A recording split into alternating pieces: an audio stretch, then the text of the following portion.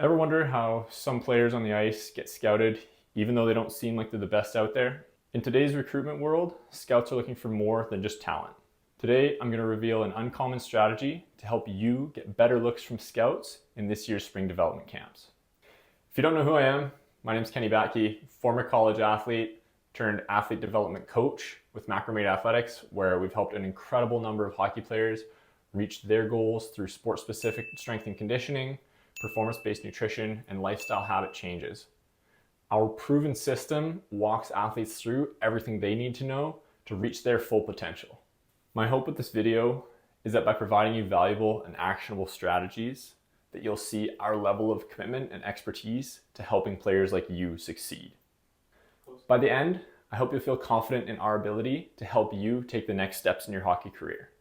Now, let's discuss one of the most uncommon and important tactics to stand out to your future coach. On-ice talent is great, don't get me wrong, but coaches and scouts know that it takes more than on-ice talent to predict who's going to be a great hockey player. They need to be able to evaluate both the player's position, where they are now, and their trajectory, how quickly they're improving. And when it's your job to pick who will be the best, trajectory matters so much more than just position. With trajectory, some of the key indicators that coaches and scouts look for are value-based traits like commitment, work ethic, maturity. And those are some things that you can't necessarily see just from 5 minutes of video footage. The strategy I'll explain now is going to give coaches and scouts a strong positive signal of your values and dedication. Is going to be a massive differentiator for getting you seen by the right people. So grab a pen and paper, pause to take notes when you need to, and get ready to learn something you've never seen before. First thing you need to do is spend some time working through the following exercise on understanding where you want to play with specific reasons to why you want to play there. Specific goals are easier to achieve and make a plan toward. If your goals aren't specific, they're simply a vague idea, and I can tell you from both first and second-hand experience, vague ideas don't turn into accomplishments. I've laid out a list of questions to help you answer and understand where you expect to play and why you expect to play there this upcoming season. When looking at where you want to play, I would start at the highest level with which league you want to play in. And some questions to help understand what league that might be, I would start with geography. First, where the league is, and does that matter to you? For example, do you want to play close to your home or your hometown or where you grew up? Because that has some things attached to it.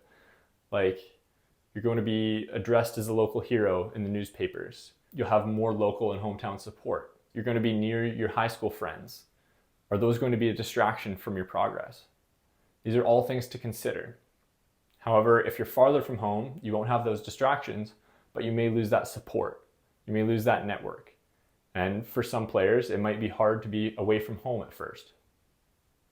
A second consideration with the league is where do players go after they play in that league?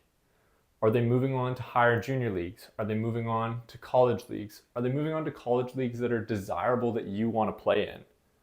Are they moving into pro contracts? Or are they quitting? Are they aging out? Are their hockey careers ending after they play in that league?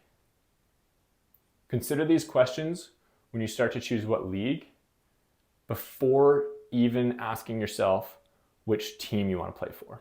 I'm not saying only pick one league that you're willing to play in.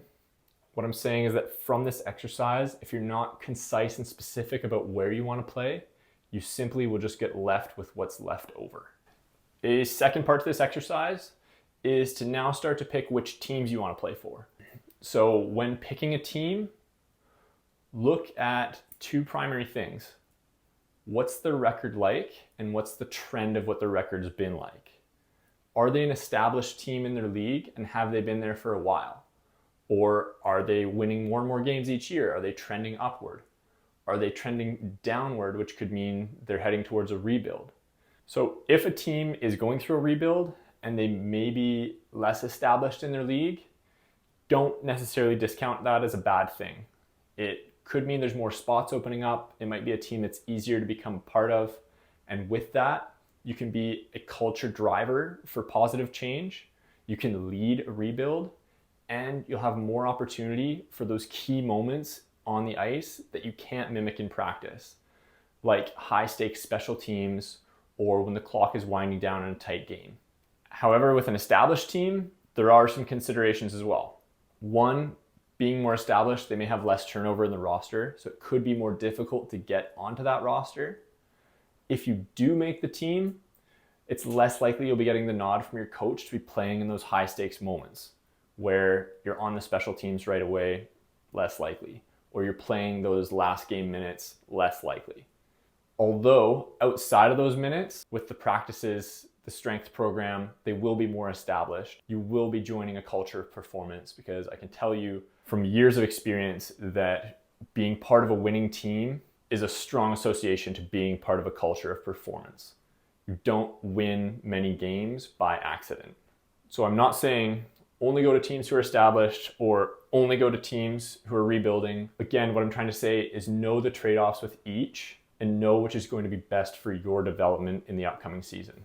And answer whether they're rebuilding or not, look at where the players who are moving on to where they're going. So once you start to specify teams, look at, are there players aging out? Are they going to college? Are they going to pro contracts? Do they have contracts expiring?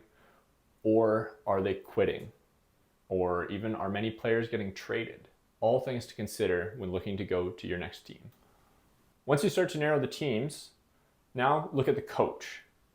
Some questions around the coach would be, what's the team record like since the coach has been there? Is it improving? Is it getting worse? How long has the coach been there? And then, how much playing experience and coaching experience does the coach have? And does that matter to you? Does it matter if the coach played professional hockey and has now been coaching for a short amount of time? Does it matter if the coach never played pro but has been coaching 20 years? Was the coach a hometown player and have they just been with the organization for 2 decades? Again, no judgment, just things to consider when looking at your next team. And then from the coach into the players, I can't stress this enough. Are there many players moving on in the upcoming season? And pay attention to where they're going, and that they are going somewhere that you also plan or want to go. Some more specifics around that. Once you find a team that has players that are going to where you want to go, are they going to the same places consistently? Whether that's certain pro teams or certain college teams, because that can be an indicator of specific coach to coach or organization to organization relationships that you may want to take advantage of. So you can plan a couple steps ahead on the trajectory of your career based on now picking where you want to play. And finally, a question about teammates. Look at the roster now and look at the upcoming roster with who's committed to play there in the next season. Are those players that you want to play alongside, or are they players that you never want to see again in your life? Do you get along with them, or do you know people that you already know you hate and take away from your hockey experience? And Aiden, if you're watching this, I mean you. Once you have these answers, pick 4 or 5 teams that fit your mold. Any more than that and it starts to dilute your attention and your conviction, and it'll show up when you tell coaches that this is a team you really want to play for, or that you've really done your homework, when you're delivering the same message 20 times over. I'm not going to pretend this isn't a ton of work, but I promise you it's absolutely worth it. And if you haven't done it before, doing it the first time is going to take a little bit of effort, but once you've done it once, it becomes clockwork and routine to fill in the rest of the teams that you plan on playing for. On the flip side, if you do have a team in mind and you can answer these questions honestly, you may surprise yourself that the team you thought you wanted to play for isn't actually a team you wanted to play for. So take caution when going through this, because our brains really want to gravitate to what's familiar. So if you've been called up to a team before, if you know the coach personally, if you know people on the team, maybe it's a team that's close by, these are all things to consider to try and disassociate yourself from, so that you're not biased when you're trying to pick your team. Next, collect the numbers of the 4 to 5 coaches of the team you want to play for. Their number is going to be on the website, usually under staff or contact. If it isn't, go the extra mile to find a head office phone, a contact email, an info email, something to get in touch with the team to get the coach's number. You didn't just go through all of this effort, homework, and research to get stopped by not being able to get in touch with the coach. As you collect the number for that coach, also record one or two of the reasons why this team fits your mold. It's going to be important later. And while you're on the website, take note of when that team's spring development camp is. This is where we start to build your Scouts Meetup Matrix. It's a resource that we've created for you to help you stay organized when you're selecting teams and camps for the upcoming spring. If you want to save the time building it, just email us at support@macromate.ca and we'll send it over to you. Also, look up some dates and locations of potential showcases that you may want to go to this spring. Map these in your Scouts Meetup Matrix alongside the spring development camps so you can plan what your spring may look like. You're already on the team's website and thinking about where you can plan these showcases and camps. Do it all now and it's going to be so beneficial for you later. Okay, the heavy lifting is done. Now it's time for the fun part. You get to call each coach. And the reason you're calling each coach is first to introduce yourself and let that coach know that you intend to play for them next season. The second is to know where that coach's scouting efforts are going to be in the spring so you can find an organic and natural place to be seen by that coach or their scouts.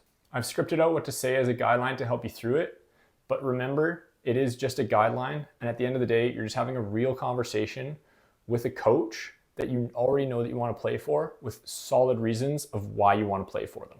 You've prepared and done your homework, so the point of this conversation is to get to know the coach better and really understand if they are still a coach that you want to play for beyond the information that you found on the internet.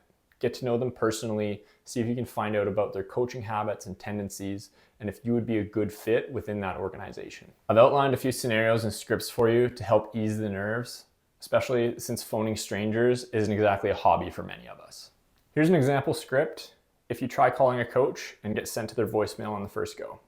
Hey Dave, this is Kenny Batke. I currently play for the Letterkenny Shamrocks, and I'm contacting you today to understand more about your plan for this spring in terms of recruitment and scouting. No need to call me back. I'll try phoning you again either this afternoon or tomorrow morning. A couple key notes in this messaging to get right. Avoid using words of just, like, or kind of, like I'm just phoning you today, or I'm kind of interested in playing for you, or I'm like wondering what your scouting plan is for this year. These words are called soft talk and they make you sound unsure of yourself, which I can guarantee you're not. If you're watching this, you're the type of player who knows what they want. They just need better clarity on how to get there. So a bit of a tangent, but definitely well worth it in the word selection and why it's important. So let's return to a breakdown of why we said what we did with each point. So first, you address the coach by first name. Hey Dave.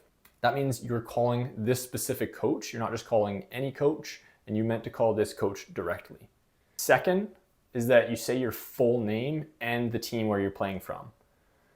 That helps the coach know who you are and where they can look you up or find where you play so that you're on their mind, they can search you up, and then you'll be in their search history.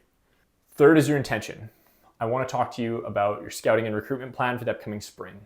This gives the coach details of the conversation with you ahead without giving too much information, so you can save that for when you actually talk to them. That way they can mentally prepare for what's upcoming and not be surprised when you do get on the phone with them. The fourth shows initiative. You're going to call them back. It's not a coach's job to find you a spot to play for next year.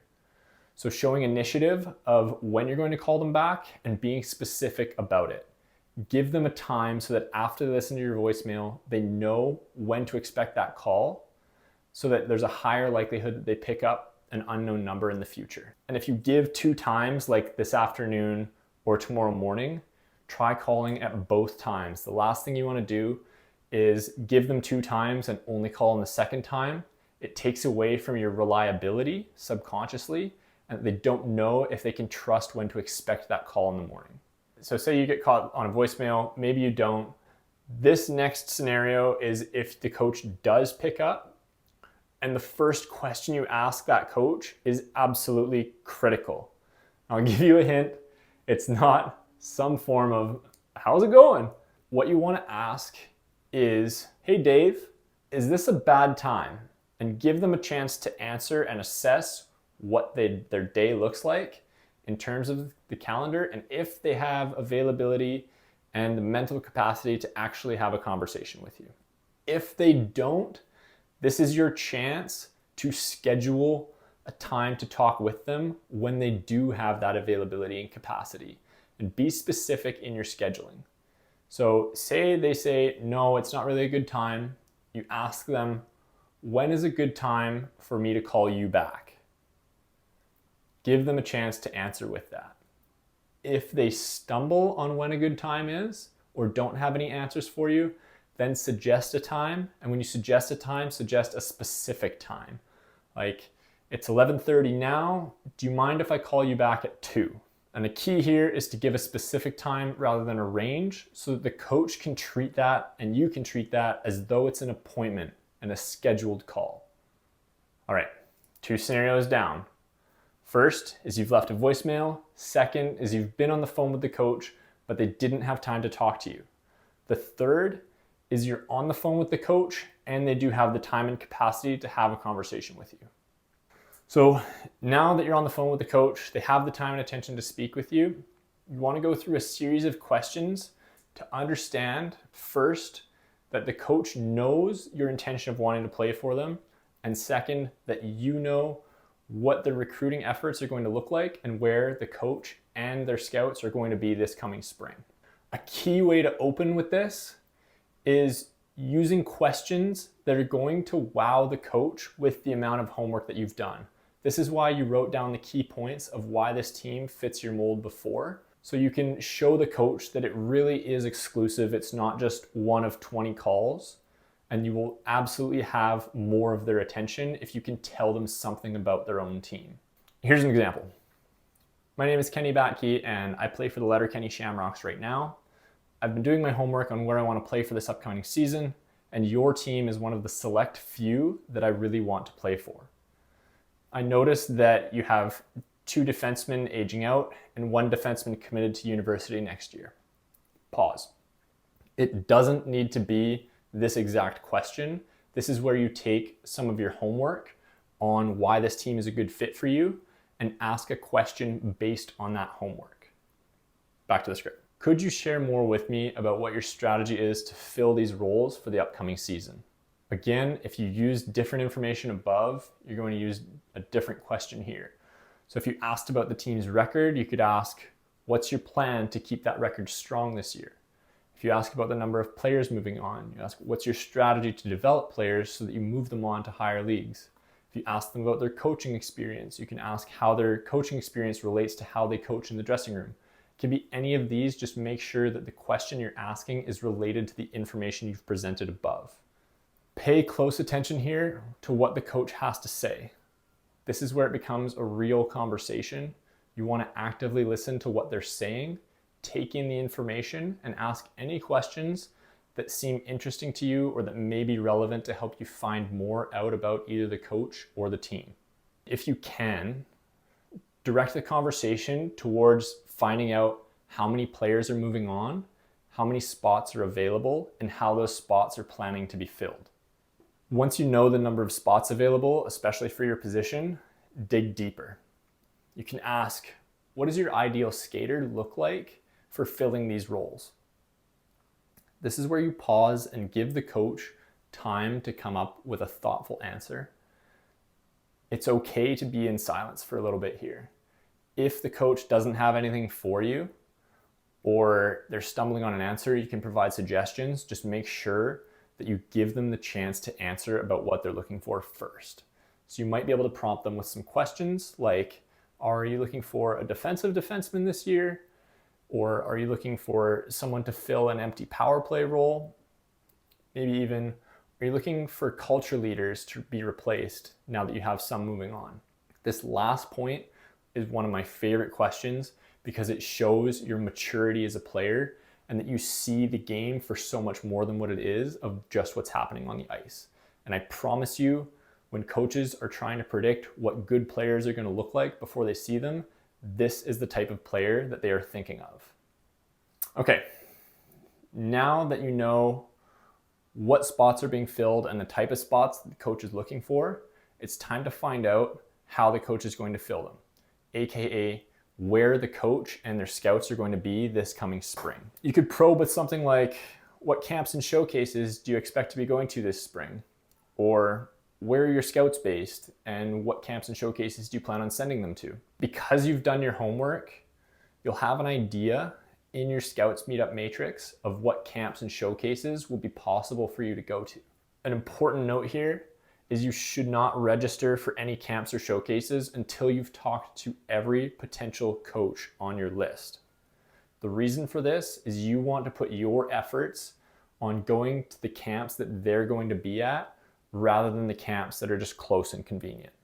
When you're discussing these scouting plans with the coach, try to find a place to meet up that's not that team's development camp.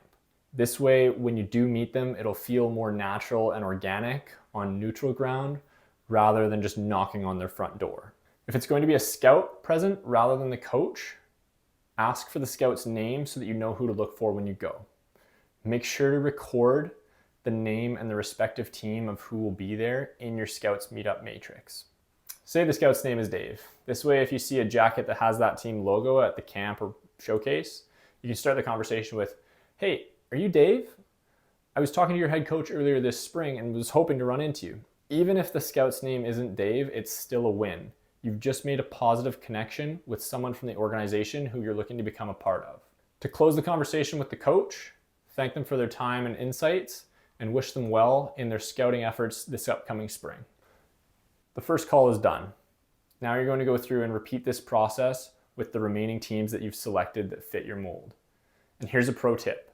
If this is the first time you've done this, rank your teams in order of priority for who you want to play for the most, and then start at the bottom. This way, when you get to the team that you want to play for the most, you've already had reps on how to go through this conversation, and you'll sound more confident with the coach you want to talk to the most. Getting scouted is as much about networking as it is about performance. And this whole process takes a little bit of work and organization, but I promise you, it's going to be worth it. Your name will be highlighted on the scouts list before you even set foot on the ice. They will be looking for you. Essentially what's going on here is you're doing the exercise of what a good agent would be doing on your behalf if you had one. There's a few key differences of why I think doing this yourself is a better option than using an agent at this point though. First, an agent is really useful when you're trying to navigate multiple offers and demands and protect your rights when you do go to sign something. It's highly unlikely that if you're trying to make a junior team or a college team that that's the case right now, unless you're an inevitable future NHL player. So second is that an agent is financially motivated to place you on a team. This strategy casts a wide net, hoping that something sticks, rather than doing your homework and narrowly selecting specific teams that you want to play for. With the wide net strategy, it's likely going to leave you with less desirable options than you'd originally hoped. Third, and most importantly, is that when the coach receives a call from an agent, parent, or someone on the player's behalf, is they're immediately going to have their guard up. If it's an agent, the coach knows that there's financial motivation. If it's a parent, it could be a signal to the coach that the parents are controlling or overbearing or want success for their kid's hockey career more than whoever is actually playing. I have yet to meet a coach who says, "Oh yeah, I love when parents call me and tell me how great their kid is. It's my most reliable source of recruiting." It doesn't happen. When a coach receives a call directly from a player, it shows initiative, confidence, and maturity. And those are three incredible character traits that can help a coach predict a good athlete, or at least the potential of who will be a good athlete. This is the positive and memorable impression that you want to leave with a coach so that you're in their good books before you've even been properly introduced. Now that you're cycling through the coach's mind and they've told their scouts to highlight your name when they see it at the camp or showcase roster, it's time to show up prepared and ready to perform at your best. Do not waste the opportunity of having done all your homework and calling these coaches with showing up to a camp unprepared. You only get one chance at a first impression. Don't waste it by not being in your peak physical readiness. This has been a lot. Let's take some time to recap this entire process so it's laid out a little bit more simply. First, go through the exercise of answering where you want to play and why you want to play there, breaking it down with league, team, coach, and teammates, and answering those questions honestly before even thinking of which team you want to play for. That's crucial so you're less biased and more objective for what your future hockey goals are.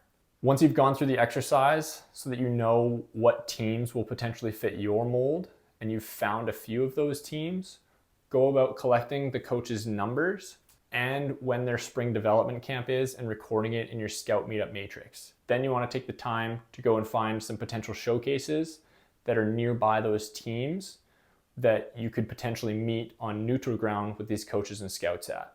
With your scouts meetup matrix and your team information ready, phone each coach with the understanding that you want to A, introduce yourself to them and let them know of your intention that you want to play for them, and B, understand where that coach and their scouts are going to be this spring so that you can plan your spring around getting in front of these scouts.